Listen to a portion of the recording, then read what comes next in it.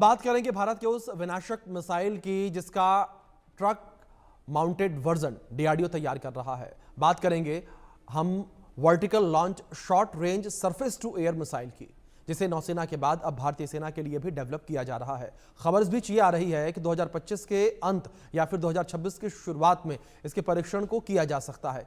इस मिसाइल को हवाई खतरों को बेअसर करने के लिए डिजाइन किया गया है। ये किसी भी दिशा से आने वाले खतरे को नष्ट करने में सक्षम है और यही वजह है कि इसे दुश्मन के फाइटर जेट, ड्रोन और हवाई हथियारों का काल कहा जा रहा है। लेकिन इसकी खासियत क्या है और जंग के हालात में ये कैसे गेम चेंजर साबित होगा, आज इसी मुद्दे पर बात करेंगे। लेकिन उससे पहले आप एक खास रिपोर्ट देखिए।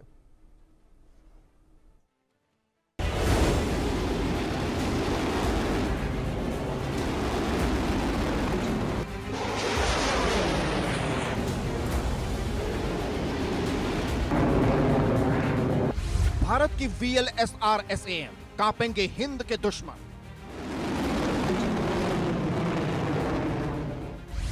घातक मिसाइल की उड़ान, दहशत में चीन पाकिस्तान।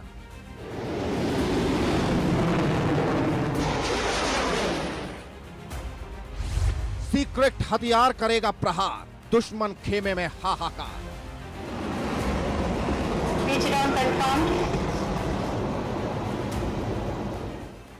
वो बराक से विनाशक होगा, पृथ्वी और प्रलय से घातक होगा, दुश्मन का संहार करेगा, चीन पाकिस्तान के लिए काल बनेगा। भारत का सीक्रेट हथियार भीषण वार करेगा, आतंक के गढ़ में हाहाकार मचाएगा, उसकी गर्जना से दुश्मन थर्राएगा, वो दुश्मनों के खेमे में खलबली मचाएगा। भारत का यह विनाशक हथियार दुश्मनों की नींद उड़ाएगा। दुश्मनों के फाइटर जेट, ड्रोन और सभी हवाई हथियार को भस्म करेगा। नाम है VLSR-SAM, यानी vertical launch short range surface to air missile, जिसका ट्रक माउंटेड वर्जन DRDO तैयार कर रहा है। जिसकी ताकत की बात करें तो यह मिसाइल मैक 4.5 यानी 5556.6 किलोमीटर प्रति घंटा की रफ्तार से उड़ती है। इस मिसाइल को वर्टिकल लॉन्चर से लॉन्च किया जाता है, जो 360 डिग्री कवरेज देता है। यह किसी भी दिशा से आने वाले खतरे को तुरंत नष्ट कर देता है। इस मिसाइल की रेंज 50 से 80 किलोमीटर है। मिसाइल में स्मोकलेस सॉलिड प्रोपेलेंट मोटर है, जो लॉन्च के बाद धुआं नहीं छोड़ता। इससे मिसाइल का पता लगाना मुश्किल हो जाता है। यह पिन पॉइंट सटीकता के साथ लक्ष्य को नष्ट करती है। मिसाइल का वजन 170 किलो, लंबाई 3.93 मीटर और व्यास 178 मिलीमीटर है। इसमें 4 छोटे पंखों वाला डिजाइन है, जो इसे हवा में स्थिरता देता है। खबर है कि 50 किलोमीटर की मारक क्षमता वाली ट्रक माउंटेड VLSR-SAM का पहला परीक्षण 2025 के अंत या 2026 की शुरुआत में हो सकता है। परीक्षण सफल रहा तो बहुत जल्द ही इस मिसाइल को भारतीय सेना में शामिल किया जा सकता है।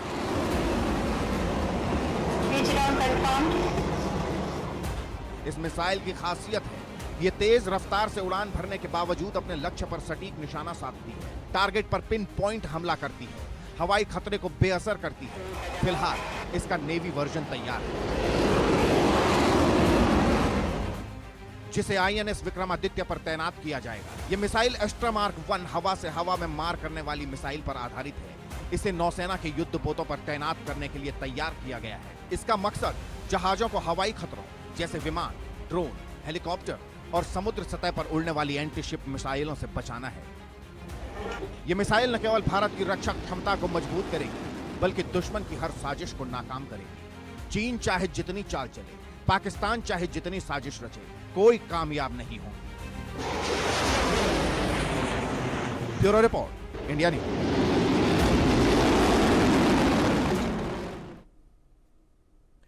तो इस विषय पर बातचीत करने के 2 खास मेहमान हमारे साथ जुड़ गए हैं। हमारे साथ डिफेंस एक्सपर्ट के तौर पर retired major general Rajan Kochar ji जुड़ गए हैं और हमारे साथ retired group captain Tapesh Chaudhary ji जुड़े हैं डिफेंस एक्सपर्ट के तौर पर। आप दोनों मेहमानों का बहुत स्वागत है।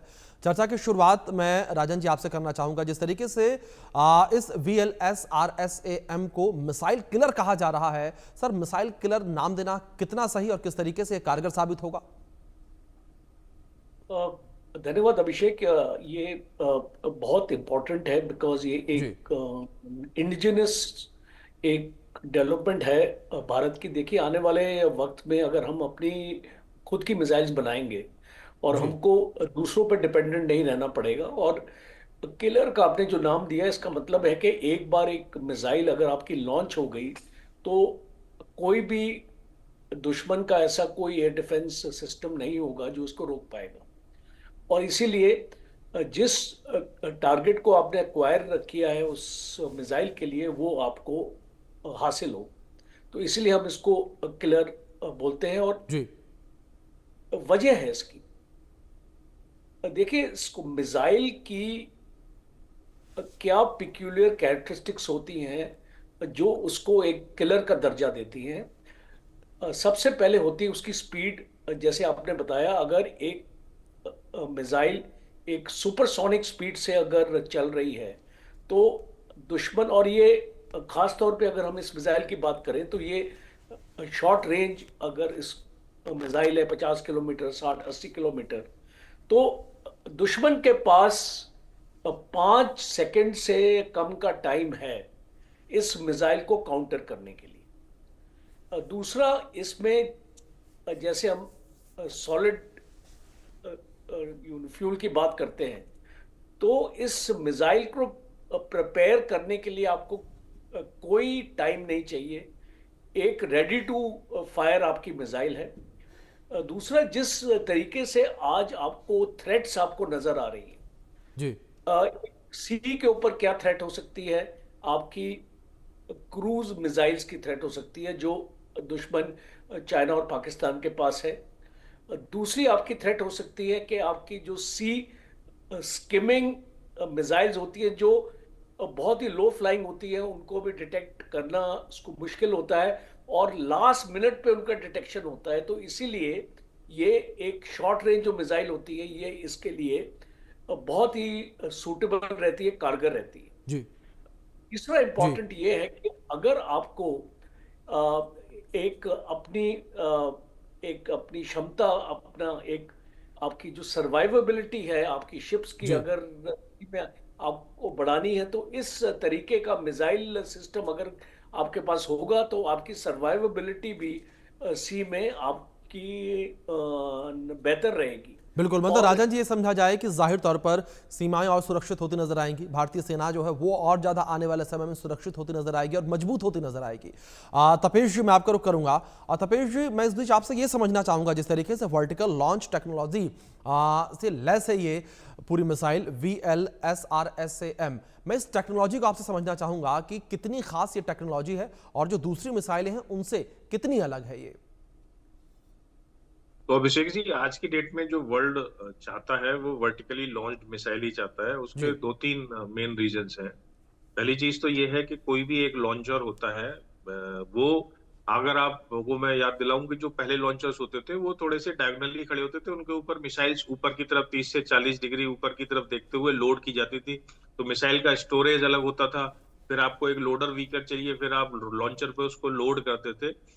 वर्टिकली लॉन्च मिसाइल की सबसे खास बात यह है कि ये पहले से कैनिस्टर्स में रहती हैं, जी क्योंकि इनको बाकी मिसाइल्स को पहले आपको स्टोरेज से निकालना पड़ेगा, ये कैनिस्टर ही इनका स्टोरेज है। तो इस मींस आपके पास हॉट कंडीशन में, वो हॉट कंडीशन का मतलब है रेडी टू लॉन्च कंडीशन में कैनिस्टर्स में रहती है, और कैनिस्टर्स को ही एज इट इज लॉन्चर के ऊपर फिट कर दिया जाता है और उसी कैनिस्टर से डायरेक्टली लॉन्च हो जाती है। तो इसलिए ये बहुत सूटेबल है और सी के लिए खासकर ज्यादा सूटेबल है। जी आपने S-400 की भी पिक्चर्स देखी होंगी, वर्टिकली लॉन्च कैनिस्टर्स हैं, उसमें से मिसाइल्स निकलती हैं। जी दूसरा क्या है कि एक साथ ज्यादा नंबर ऑफ मिसाइल्स को इसमें लॉन्च किया जा सकता है। जैसे जनरली जो नॉर्मल लॉन्चर्स होते हैं उसमें एक लॉन्चर पे 4 से 6 मिसाइल्स होती हैं। जी इसमें आपका बेसिकली जैसे इस मिसाइल की बात करें तो almost 40 missiles two system pack में, एक 4-4 के कनेस्टर्स में एक साथ लग के ऑलमोस्ट 40 मिसाइल्स का एक लॉन्चर काम कर सकता है, मतलब लॉन्च कर सकता है, उसके साथ अवेलेबल रह सकती है। ये कॉन्फ़िगरेशन हर वर्टिकली लॉन्च मिसाइल के लिए अलग अलग हो सकता है। तीसरी चीज, कोई भी लॉन्चर ना, जो नॉर्मल लॉन्चर्स होते हैं वो 360 डिग्री नहीं देख पाते, तो इसलिए क्या है, नंबर ऑफ लॉन्चर्स लगाने पड़ते हैं 3 या 4, तब जाके एक weapon system platform 360 degree cover कर सकता है। तो इसमें क्या है कि एक लॉन्चर क्योंकि वर्टिकली लॉन्च है, ऑल अराउंड देख सकता है, ऑल अराउंड फायर कर सकता है, तो जी वर्टिकली लॉन्च सिस्टम बहुत ज्यादा जरूरी है और मोर बिल्कुल फ्लेक्सिबल है। तो बिल्कुल। आपकी 2-3 चीजें हो गई, फ्लेक्सिबिलिटी ज्यादा हो गई, 360 जी। डिग्री कवरेज हो गया, रिएक्शन टाइम लेस हो गया, नंबर ऑफ मिसाइल्स ज्यादा हो गई। तो ये सब खूबियों के साथ में इसलिए वर्टिकल लॉन्च सिस्टम की आवश्यकता है। जी, बिल्कुल। राजन जी, दूसरी ओर अगर बात इस मिसाइल सिस्टम को लेकर की जाए तो क्या ये मिसाइल एक साथ कई टारगेट्स को ट्रैक करके टारगेट कर सकती है, उन पर अटैक कर सकती है? ये बहुत इंपॉर्टेंट है आपका, बिकॉज ये जो इस आप जब आप इसमें इसको नंबर ऑफ मिसाइल्स एक टाइम पे लॉन्च अगर आप इसको कर रहे हैं तो आप जी। इसमें मल्टीपल टारगेट्स को एड्रेस कर सकते हैं।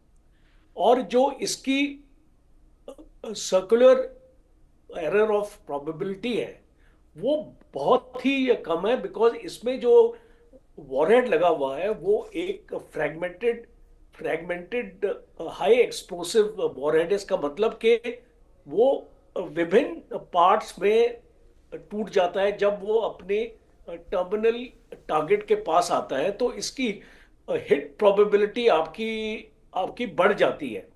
जैसे कि अगर आपने डायरेक्टली भी उसको वो उस टारगेट पे अगर आपकी मिसाइल पहुंची भी नहीं है, आपके जो फ्रैगमेंट्स हैं वो उस टारगेट तक पहुंच जाते हैं। और जी। खास तौर पे जब आपका एक स्वॉर्म ड्रोन अटैक हो रहा है, जैसे कि आपने बोला कि मल्टीपल टारगेट्स को एड्रेस करेगा, क्योंकि जैसे अगर आपके ऊपर शिप के ऊपर अगर एक स्वॉर्म ड्रोन अटैक होता है, जब आपके 50-100 आपके ड्रोन्स आ जाते हैं, जी। तो यू उस टाइम पे एक सैचुरेशन इफेक्ट आता है कोई भी एयर डिफेंस सिस्टम के लिए, बिकॉज सारे ड्रोन्स को एड्रेस करना आपकी एक मिसाइल के लिए या दो मिसाइल के लिए पॉसिबल नहीं होता है। और इसीलिए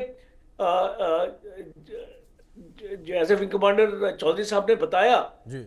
कि उसके पास एक ऐसी क्षमता है कि उसमें आप 4 मिसाइल्स एक टाइम पे लॉन्च करते हैं जी। और उसके पीछे आपका लॉन्च आपका चलता रहता है। 40 मिसाइल तक आप इसको लॉन्च कर सकते हैं। तो जी। अगर आपके ऊपर एक स्वॉर्म ड्रोन का स्ट्राइक आता है तो जी। मल्टीपल टारगेट्स एक टाइम पे एड्रेस हो सकते हैं। जी, बिल्कुल। ये जाहिर तौर पर सर जिस तरीके से आपने जिक्र किया, ऐसे समझा जा सकता है कि जो बॉर्डर एरियाज होंगे वो और भी ज़्यादा सुरक्षित होते नजर आएंगे। और इससे हाल के दिनों में भी हमने देखा था S-400 से पाकिस्तान के द्वारा जो ड्रोन आ रहे थे उन्हें हमने मार गिराया। तपेश जी, मैं आपका रुख करूंगा। और इस बीच एक बड़ा महत्वपूर्ण सवाल जो लगातार मेरे जहन में घूम रहा था, जिस तरीके से अगर इस VLSR-SAM सिस्टम को लेकर बात करें, इस मिसाइल को लेकर बात करें, लगातार ये कहा जा रहा है कि इसकी क्षमता बहुत ज़्यादा है, ये खुद एक स्टिल्थ वर्जन है। ऐसे में क्या जो स्टिल्थ टारगेट होंगे उन स्टिल्थ टारगेट को ये टारगेट कर पाएगा, उन पर अटैक कर पाएगा? तपेश जी। देखिए, कोई भी जो मिसाइल सिस्टम होता है अभिषेक जी, जी। उसको वो सेल्फ सफिशिएंट नहीं होता। मिसाइल सिस्टम जब हम बोलते हैं तो ऑब्वियसली एक तो उसमें मिसाइल्स होती है, फिर लॉन्चर्स होते हैं और एक उसका डिटेक्शन सिस्टम होता है। जो जी। डिटेक्शन सिस्टम होता है, रडार होता है। जी। तो बेसिकली जो डिटेक्शन करना है स्टेल्थ एयरक्राफ्ट या स्टेल्थ टारगेट्स का, उसको वो काम रडार का है।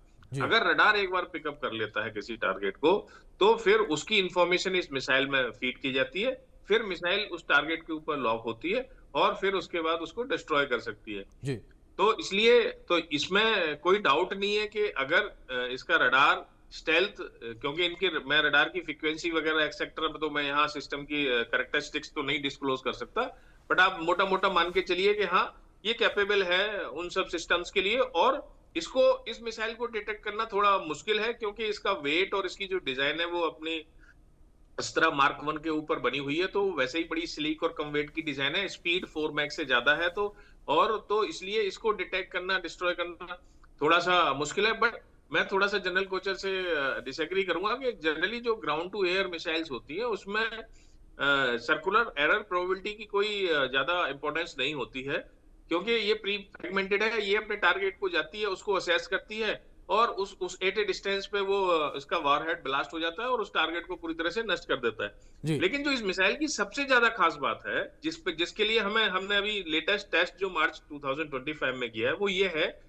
कि जब भी कोई हाई फास्ट मूविंग टारगेट आपकी तरफ तेजी से बढ़ रहा होता है, तो नियर बाउंड्री कहते हैं इसको, कि मिसाइल कब तक उसको डिस्ट्रॉय कर सकती है। मिसाइल ओवरहेड तक डिस्ट्रॉय नहीं कर सकती कि आप टारगेट आपके ऊपर आ गया तब उसको डिस्ट्रॉय करेगी, तो एक रेंज होती है, क्योंकि मिसाइल उसको रिएक्शन टाइम के हिसाब से कि मिसाइल को आप बटन दबाओगे, उसके बाद वो मिसाइल जाएगी, फिर टारगेट को देखेगी, फिर अपना रडार खोलेगी, तब जाके टारगेट को एक्वायर करेगी, फिर मैनूवर करेगी।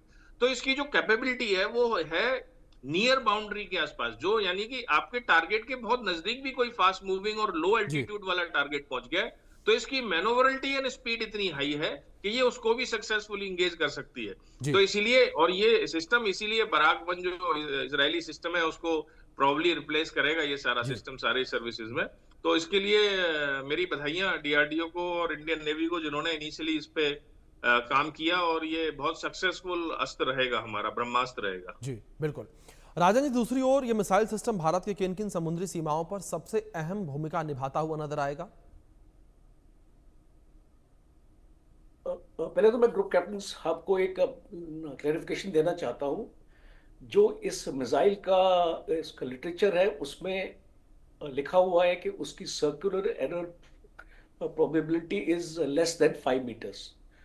तो हम अगर एक इस स्टैंडर्ड पे अगर हम इसको चल रहे हैं कि उसकी सीईपी लेस देन 5 मीटर्स, तो ये इस मिसाइल की टेक्निकल कैरेक्टरिस्टिक्स जो डीआरडीओ ने रिलीज करी है जी और उसके बेसिस पे मैंने ये आपको जानकारी दी है, तो ये मैं इसको क्लैरिफाई करना चाहता था सो दैट आपके नहीं व्यूअर्स नहीं ना सर, समझे। मैं आपकी बात को काट नहीं रहा था। मेरा ये था कि इंपॉर्टेंस, क्योंकि जो एयर टू ग्राउंड मिसाइल्स या सरफेस टू सरफेस मिसाइल्स होती है बेसिकली उसमें थोड़ी इंपॉर्टेंस ज्यादा होती है। That was the yes point. Yes I know, जी बट हर एक मिसाइल की एक सीपी होती है। इस मिसाइल की भी it is less than 5 metre, जो एक बहुत ही अच्छा एक आपका बेंचमार्क है इस मिसाइल के लिए। जी अच्छा, अब अभिषेक जी, जो आपने क्वेश्चन आपको पूछा था, क्या पूछा था आपने एग्जैक्टली? राजन जी, मैंने एग्जैक्टली ये पूछा था कि अगर इस पूरे मिसाइल सिस्टम को लेकर बात करें तो भारत के किन किन समुद्री सीमाओं में ये अहम भूमिका निभाता हुआ नजर आएगा? अब ये बहुत अच्छा क्वेश्चन है आपका। देखिए, अब ये जो मिसाइल है, ये भारत को आप जानते हैं कि जो हमारा कोस्ट लाइन है वो 7,500 किलोमीटर है, जी और जो हमारा इंडियन ओशन रीजन है वो आपका पूरी एक तरीके से एक्सटेंड होता है मलाक्का स्ट्रेट्स तक। हम इसको डोमिनेट अपना कर पाएंगे आने वाले वक्त में। आप जानते हैं कि जो जी चाइना का चोक पॉइंट्स है, जहां से चाइना भारत के ऊपर अगर ये कूच करेगा तो उसको मलाक्का स्ट्रेट्स के थ्रू जाना पड़ेगा। और हमारी रीच जिस तरीके से हमारे पास सबमरीन्स है, एयरक्राफ्ट कैरियर्स है, हम उस रीच को हासिल कर सकते हैं। तो आप इस समझ सकते हैं कि ये चाइना के अगेंस्ट भी इस्तेमाल हो सकती है। अगर चाइना इंडियन ओशन में आने की कोशिश करेगा, और जो कराची हार्बर है, अगर हमको एक इसको मैरीटाइम में अगर हमको एक ऑपरेशन लॉन्च करना है कराची पोर्ट की तरफ, तो हमारी इसको शिप्स अभी इसमें सक्षम है। जी इसमें आने वाले वक्त में फ्यूचरिस्टिक डिजाइन जो शिप्स का बनाया जा रहा है उसमें इस मिसाइल को जी फिट करने के लिए बिल्कुल प्रावधान है। तो इस तरीके से हम पाकिस्तान को भी डोमिनेट कर बिल्कुल सकते हैं। बिल्कुल राजन जी, ओशन मतलब साफ तौर पर इस और पूरे मिसाइल सिस्टम के आने के बाद VLSRSAM से भारत की जो सेना है वो मजबूत होगी, भारत की सीमाएं जो हैं वो ज़्यादा पहले से सुरक्षित होती नजर आएंगी। फिलहाल आप दोनों मेहमानों का बहुत शुक्रिया जुड़ने के लिए और अपना कीमती वक्त इंडिया न्यूज़ को देने के लिए।